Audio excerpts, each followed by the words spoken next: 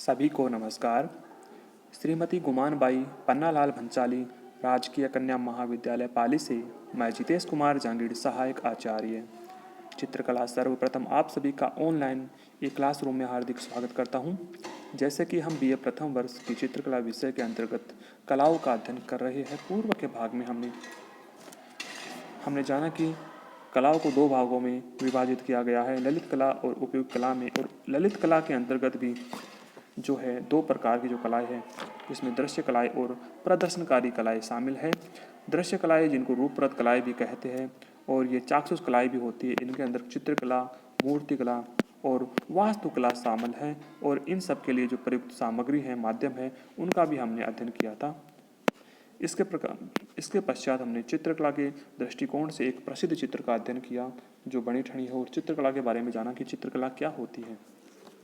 इसके अंदर किसी भी माध्यम द्वारा कलाकार अपनी भावनाओं की अभिव्यक्ति करता है और जो चित्र बनता है वो चित्रकला कहलाती है।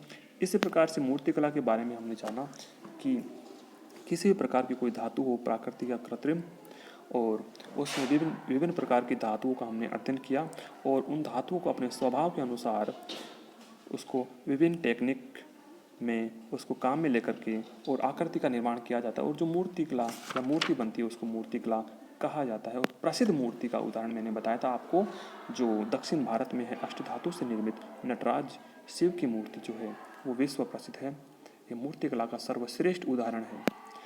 और इसके पश्चात आपके सामने तीन चित्र प्रस्तुत है। एक तो है सारनाथ का सिंह स्तंभ।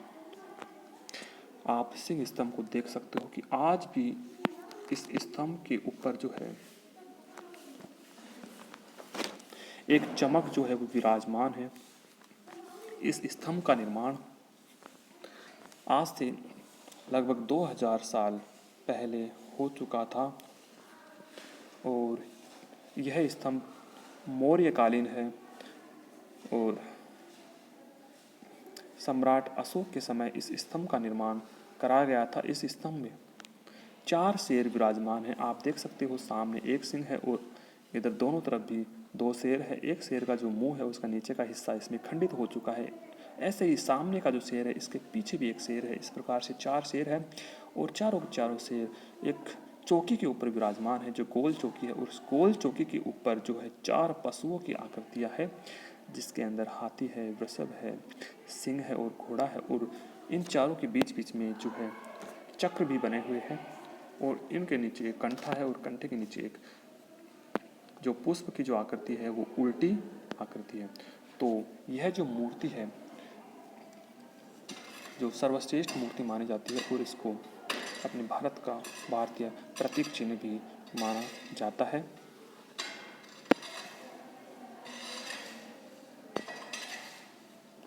आप देख सकते हैं दूसरे चित्र में आप भगवान बुद्ध का जो चेहरा है वो मूर्ति में किसी माध्यम में निर्मित है। और ये जो तीसरे चित्र में आप देख सकते हैं श्रृंगाररत युवती का यह मूर्ति शिल्प है जो खजुराहो के मंदिरों में ये मूर्ति शिल्प जो है जड़ा हुआ है, वहीं पर उसी में यह निर्मित किया गया है। इस प्रकार से जो सर्वश्रेष्ठ मूर्ति शिल्प है वो आपके सामने प्रस्तुत है जो विभिन्न माध्यमों में निर्मित है। ये विभिन्न प्रकार के जो पत्थर हैं उनमें यह मूर्तियाँ जो है वो बनाई गई है, जो आज भी इन मूर्तियों को आप विभिन्न संग्रहालयों में आप देख सकते हो। और ख़ास तौर से जो खजुराहो की जो युवती है इसे आप खजुराहो के मंदिर में देख सकते हो। अब हम बात करेंगे वास्तुकला अथवा स्थापत्य कला की। वास्तु अथवा स्थापत्य कला जो तीसरे प्रकार की दृश्य, चाक्षुष या प्रदर्शनकारी कला है। वास्तु शब्द की उत्पत्ति वह धातु, ये इसमें थोड़ा सा इसमें मिस्टेक हुआ है, ये वह न होकर के यहाँ पर वस है। उत्पत्ति वस धातु से हुई है। इसको मैं ठीक कर देता हूँ, जो वह है इसकी जगह वस होना चाहिए। इसकी उत्पत्ति वस धातु से हुई है जिसका अर्थ है निवास करना। प्राचीन गुफा मंदिरों में हम इन तीनों दृश्य कलाओं का एक साथ अवलोकन कर सकते हैं। जैसे कि मैंने बताया कि वस का अर्थ है निवास करना, मतलब ऐसे जो भवन है या फिर ऐसी कला जिसमें मानव जो है वो निवास करता है, ये वास्तुकला अथवा स्थापत्य कला कहलाती है। और जैसे इसमें बताया गया है कि हम प्राचीन गुफा मंदिरों में इन तीनों ही दृश्य कलाओं का एक साथ अवलोकन कर सकते हैं। और तीनों दृश्य कलाएं हैं चित्रकला, मूर्तिकला और वास्तुकला।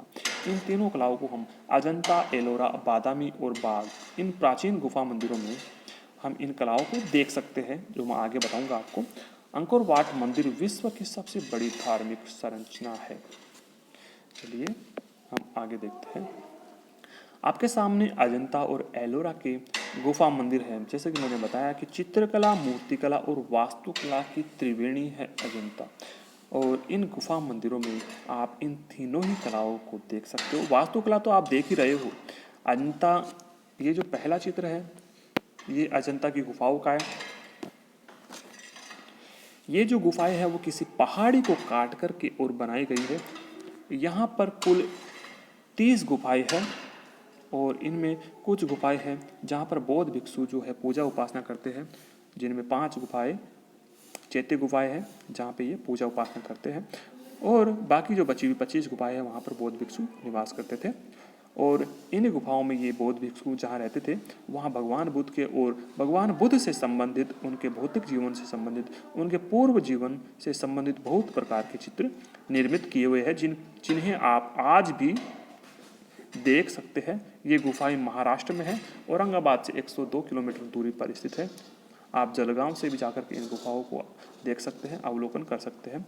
अंदर चित्र बने हुए हैं और वास्तुकला के अंतर्गत आप देख सकते हो किस प्रकार की जो वास्तुकला या फिर जो कलाकारी जो है की गई है। ये जो पिलर्स वगैरह बने हुए हैं हर गुफा में, वो मतलब ऐसे है कि आज अगर स्केल लेकर के अगर आप वहाँ पर इनको देखो ना तो बिल्कुल सीधे आपको ये नज़र आएंगे। इनकी बनावट जो है बहुत ही सटीक तरीके से की गई है। आज के कलाकार भी इनके सामने फेल है। और अंदर जो है इनमें मूर्तियाँ भी बनी हुई है, अर्थात चित्रकला, मूर्तिकला और वास्तुकला की त्रिवेणी ये कहा जाता है। इसी प्रकार से एलोरा में भी जो है विभिन्न धर्मों की मूर्तियाँ बनी हुई है और वास्तुकला के रूप में आप देख सकते हो किस प्रकार से ये मंदिर जो है निर्मित किए गए हैं और दीप स्तंभ वगैरह भी बनाए गए हैं। ये जो अजंता और एलोरा के जो गुफा मंदिर है ये पहाड़ों को काट करके ही बनाए गए हैं। उस टाइम पे बड़े बड़े पहाड़ थे, उनको काट करके ये मंदिर जो है बनाए गए हैं। आप देख सकते हो अजंता की गुफा मंदिरों में वास्तु, मूर्ति और चित्रों का संयोजन। आप देखिए, एक तरफ आप पहले में देख सकते हो ये जो वास्तु कलाकारी तो आप देख सकते हो, दूसरे में भी वास्तु कला का आप उदाहरण दे सकते हो। लेकिन वास्तुकला के साथ साथ देखिए आप मूर्तियाँ भी बनी हुई हैं। आप दरवाजे के दोनों तरफ देखिए मूर्तियाँ बनी हैं। यहाँ आप खंभों के ऊपर भी आप देख सकते हैं। सामने जो है इसमें एक स्तूप बना हुआ है। स्तूप के नीचे भी आप मूर्तिकला के कुछ अवशेष देख सकते हैं। और इस प्रकार से ये आपके सामने एक भगवान बुद्ध का, बोधिसत्व का एक चित्र है वो प्रस्तुत है। ये बोधिसत्व पद्म पाणि का चित्र है क्योंकि भगवान बुद्ध ने ये विष्णु के अवतार के रूप में चित्रित किए गए हैं और पुष्प अपने हाथ में ले रखा है, कमल पुष्प। तो एक तरह से पद्म पाणि जो है बोधिसत्व का ये चित्र आप देख सकते हैं। तो अजंता की गुफा मंदिर चित्र, वास्तु और मूर्ति की दृष्टि से एक तरह से अलौकिक है। आप एलोरा की गुफा मंदिरों में देख सकते हैं शिव का तांडव नृत्य। यहाँ पर जैसे मैंने एक नटराज की मूर्ति आपको बताई थी जो अष्ट धातु में निर्मित थी, यहाँ पर आप देख सकते हैं भगवान शिव जो नटराज है इसका तांडव नृत्य। तो ये एलोरा की गुफा मंदिर में निर्मित है। और इसी प्रकार से जैसे मैंने बताया था आपको कि अंकोर वाट का जो मंदिर है जो कंबोडिया में है, ये हिंदू मंदिर है। कितना विशालकाय मंदिर है, इसकी वास्तु रचना को आप देख सकते हो कितना सुदृढ़ और कितना सुंदर अलौकिक यह जो मंदिर है वो निर्मित है। इसी प्रकार से मैंने आपको ये इतने सारे जो उदाहरण बताइए मंदिर वास्तु कला के, ये वास्तुकला में शामिल है। इसी प्रकार से जो ताजमहल जिसको आप देख सकते हो आगरा में, संगमरमर के पत्थर से निर्मित और वास्तुकला का श्रेष्ठ उदाहरण कहा जाता है। और ऊपर से देखेंगे तो इनमें एक विशेष प्रकार का जो संतुलन है वो भी इसमें व्याप्त है इस ताजमहल में। आगे के भाग में हम पढ़ेंगे प्रदर्शनकारी अथवा मंचीय कलाओं को। आज के लिए इतना ही, धन्यवाद।